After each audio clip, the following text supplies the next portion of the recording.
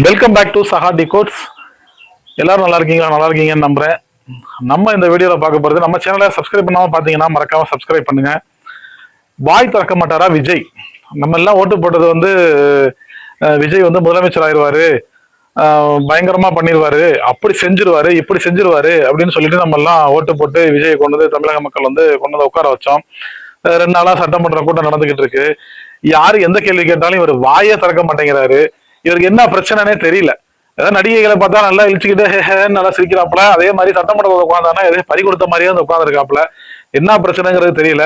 சட்டமன்றமே வந்து எதுக்கு சட்டமன்றம் இருக்கு அப்படின்னா, ஆரோக்கியமான விவாதங்கள் நடத்துறதுக்கு, கேள்வி பதில் நிகழ்ச்சிகள் நடத்துறதுக்கு, அப்படிங்கிறதுக்காக தான் சட்டமன்றமே ஏற்படுத்தினாங்க. அதனால சட்டமன்ற வேலை வெட்டி இல்லாமல எம்எல்ஏ எல்லாம் போய் உட்காந்துக்கிட்டு, எல்லா ஊர்ல இருந்துமே மெட்ராஸ்ல போய் உட்காந்துக்கிட்டு பேசிக்கிட்டு இருக்கானுங்க. கேட்கிற கேள்விக்கு ஒண்ணுக்கு கூட பதில் சொல்றது இல்ல. இப்ப நம்ம ராஜ்மோகன் தான் இருக்காப்புல, என்னது தகவல் ஒலிபரப்புத்துறை அமைச்சரா இருக்காப்புல. என்ன சொல்றாரு அவரு? நான் பேசிக்கிட்டு இருந்தேன் சட்டமன்றத்துல, நான் வந்து அது லைவ்ல போய்கிட்டு தான் இருக்குன்னு தான் நினைச்சுக்கிட்டு இருந்தேன். லைவ் ஆஃப் பண்ணிட்டாங்க, அது எனக்கே தெரியாது. விளங்குமா நாடு? ஒரு தகவல் தொடர்பு ஒலிபரப்புத்துறை அமைச்சருக்கே சட்டமன்றத்துல லைவ்ல போகுதா போகலையா அப்படிங்கிறது தெரியல. நீங்க எல்லாம் என்னத்தை வந்து தமிழ்நாட்டை தூக்கி நிப்பாட்ட போறீங்கன்றது இன்னும் புரியவும் மாட்டேங்குது.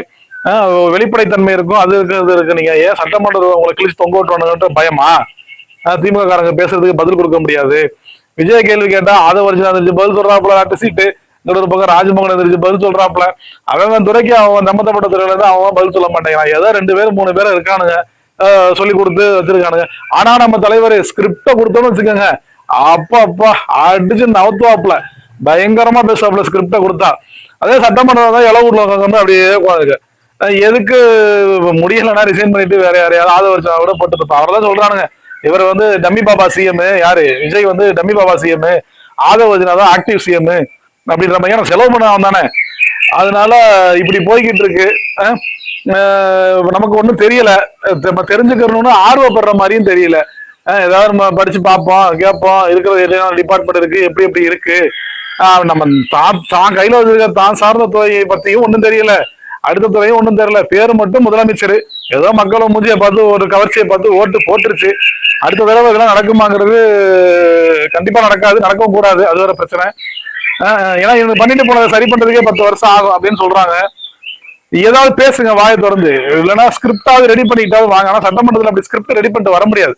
ஏன்னா அவன் கேட்கிற கேள்விகளை பதில் சொல்லணும். நம்மளாம் அவனை பேசிட்டு போக முடியாது, பைத்தியன்றுவானுங்கல்ல. இனிமேல் வரக்கூடிய காலகட்டத்திலேயாவது சட்டமன்றத்துல பேசுறதுக்கான பயிற்சி எடுத்துட்டு வாங்க. புதுசுதான், இல்லைன்னு சொல்லல, 1 மாசம் ஆச்சு. புதுசுனா பேசாம இது எனக்கு சரியா வராது.